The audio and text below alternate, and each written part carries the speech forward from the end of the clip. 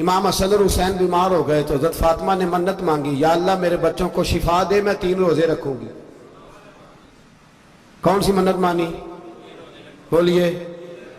ہم صرف دیکھ کی منت ہی مانتے ہیں، میں دیکھ پکاواں گا۔ ایک آدمی مجھے کہنے لگا میں نے منت مانی تھی کہ میں بکرا دوں گا اللہ کے رستے میں، اگر میرا کام ہو جائے تو کام ہو گیا، بکرے کے پیسے کوئی نہیں۔ تو میں کہا تیرے پہلا نہیں تھی پتا، میرے کو کوئی نہیں۔ کہتا اب کیا کروں؟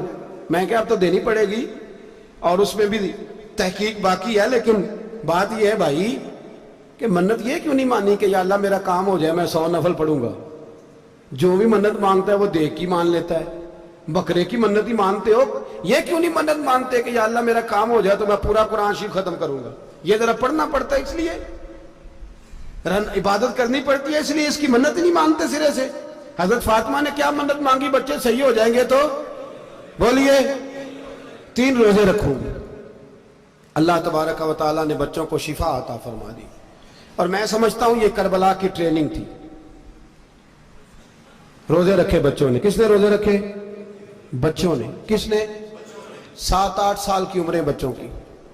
حضرت علی فرماتے جب میں نے دیکھا نا میرے بچے بھی روزے سے ہیں تو میں کہیں سے تھوڑے سے جوں لایا، یہ شہزادے ہیں کائنات کے سب سے بڑے۔ فرماتے میں نے بی بی پاک کو دیے تو سیدہ پاک نے جوں پیسے روٹیاں پکائیں، اور جب عین افطاری کے وقت کھانا سامنے آیا تو دروازے پہ بھکاری آیا، عین بڑا بے نیاز ہے اللہ، عجیب رنگ ہے مالک کا۔ عین افطاری کا وقت جب آدمی کہتا ہے کہ فٹافٹ ہو جائے، بھکاری دروازے پہ آیا اور اس نے صدا دی، او میرے رسول کے گھر والوں، کئی دنوں سے روٹی نہیں کھائی۔ حضرت علی نے، حضرت فاطمہ نے بچوں کی طرف دیکھا تو امام حسین چھوٹے تھے سب سے، انہوں نے سب سے پہلے برتن اٹھائے کھانے والے، اور کہنے لگے اماں میں نہ دیکھ آؤں۔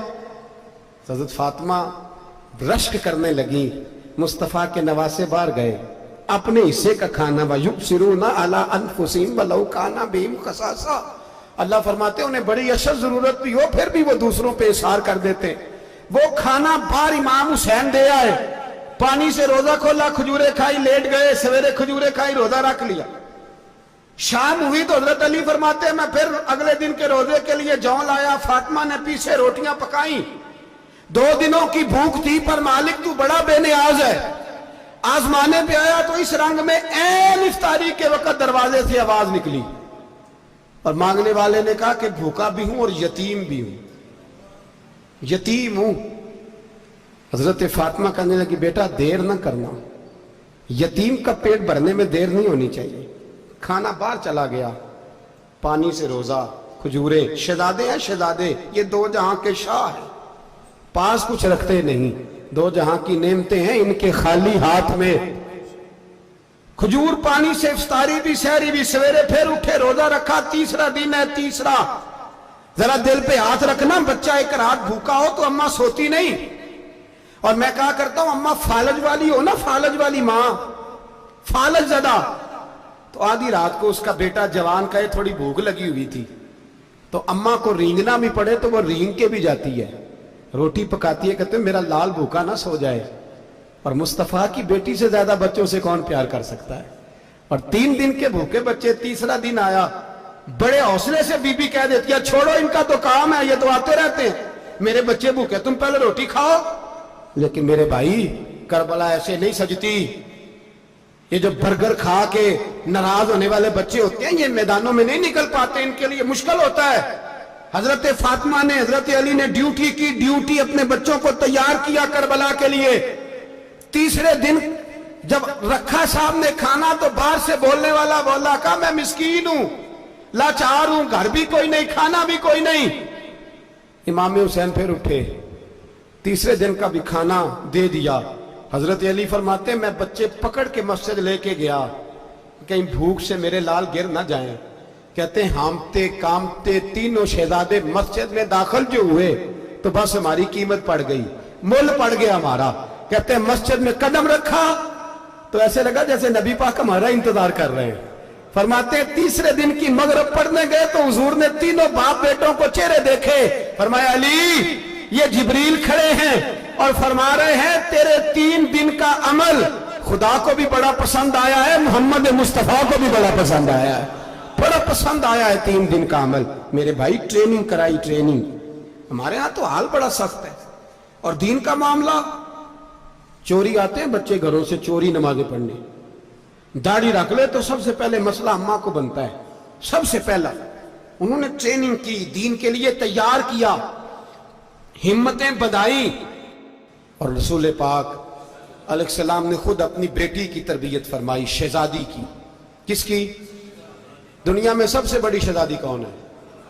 आप नाम लेंगे तो दिल ठंडा होगा इंशाअल्लाह। मेरा अकीदा है हजरत फातिमा का नाम ले तो अल्लाह दिल को सुकून देता है। सबसे बड़ी शहजादी सैयदा, बोलिए सैयदा फातिमा ज़हरा रदी अल्लाह ताला अन्हा। हजरत अली फरमाते हैं हुजूर बड़ा प्यार करते थे हजरत फातिमा से। जब सफर पे जाते तो सबसे आखिर में हजरत फातिमा से मिलते, वापस आते तो सबसे पहले हजरत फातिमा से मिलते। फरमाते एक जिहाद के लिए हुजूर चले गए और मुझे नायब बना के छोड़ गए। मेरे पास माले गनीमत के थोड़े से पैसे थे, थोड़ी सी रकम थी, तो मैंने सोचा कि मैंने फातिमा को कभी तोहफा नहीं दिया तो एक जंजीर ना सोने की खरीद के दूं। कहते एक चेन सोने की जंजीर खरीद के मैंने हजरत फातिमा को तोहफा दी तो सैयदा ने पहन ली। कुछ दिनों के बाद खबर आई कि हुजूर कल पहुंच रहे हैं वापस। कहते मैंने फातिमा को बताया तो मुझे पता था फातिमा क्या करेगी। सैयदा ने सारा घर साफ किया, सारी तैयारियां की, खाने चुने, जो उस वक्त माहौल था हर लिहाज से हुजूर की आमद का इंतजार किया। और सवेरे से ही हजरत फातिमा बैठ गई। सवेरे से हुजूर कई दिनों के बाद आ रहे, कमाल हो गई।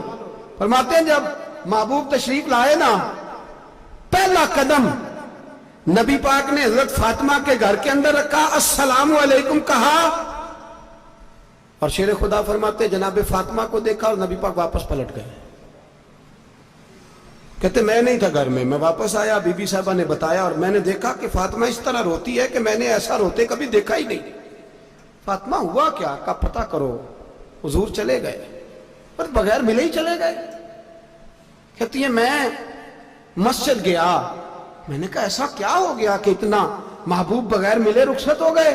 मैं मस्जिद गया और जाकर के मैंने देखा तो नबी पाक की मस्जिद के कोने में बैठे। मैं करीब बैठा, मैंने कहा या रसूलल्लाह फातिमा बड़ा रो रही है, क्या हुआ? कहते नबी पाक की आंखों में भी आंसू आ गए, हुजूर भी रोए।